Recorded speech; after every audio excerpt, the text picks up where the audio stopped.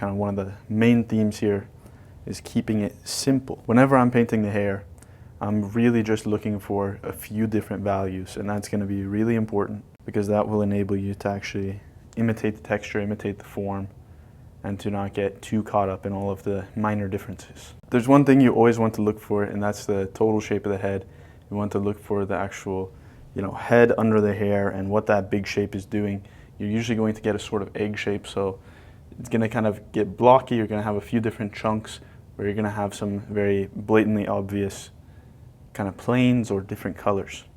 So I see this shape right here, something like this, and you can make this as direct as you want.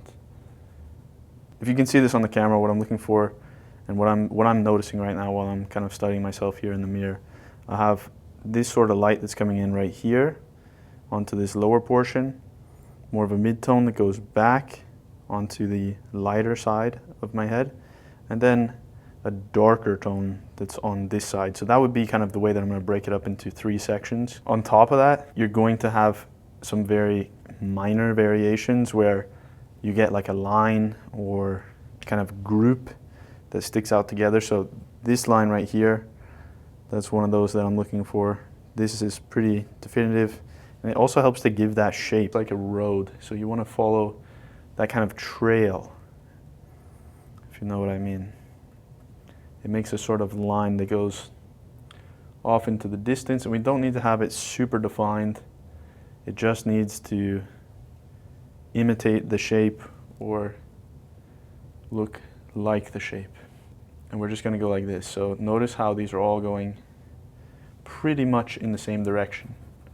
As it gets towards the back, I'm going to make sure I get it round, but then I'm going to soften it. I'm going to smooth it out a little bit.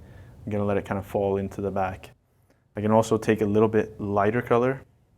And notice right here, there's some light coming onto that. So you're always going to have a little bit of light in the hair on the shadow side. Maybe not so much in this upper portion, but at least down here, you're going to get something like that. So I want it to be cooler, but lighter. There we go. That's more like it.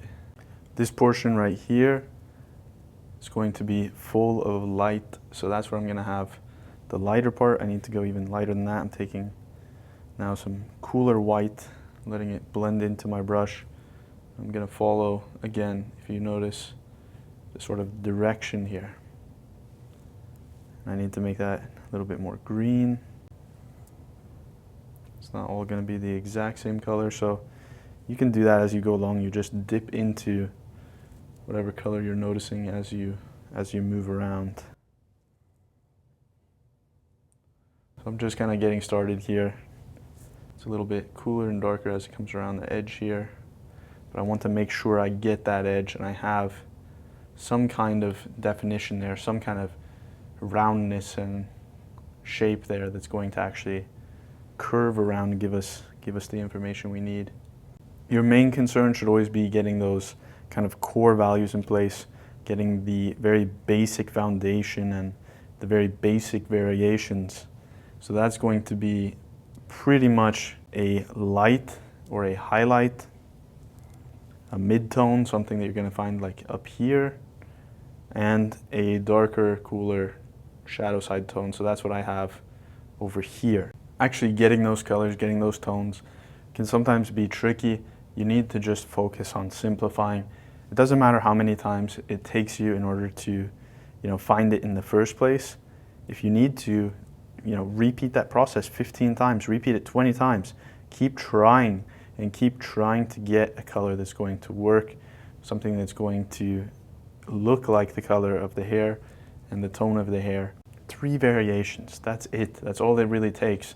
And if you get those 3 variations, you're going to be able to make the major shapes. You need to find the common pattern, the real essence, whatever is going to actually look like the texture that you're trying to imitate, and something that's going to be repeatable. You should be able to actually change it, and you should be able to paint it without having all of the same information here today as you had yesterday. Because it's changing, you're actually going to be forced to get down more towards the essentials.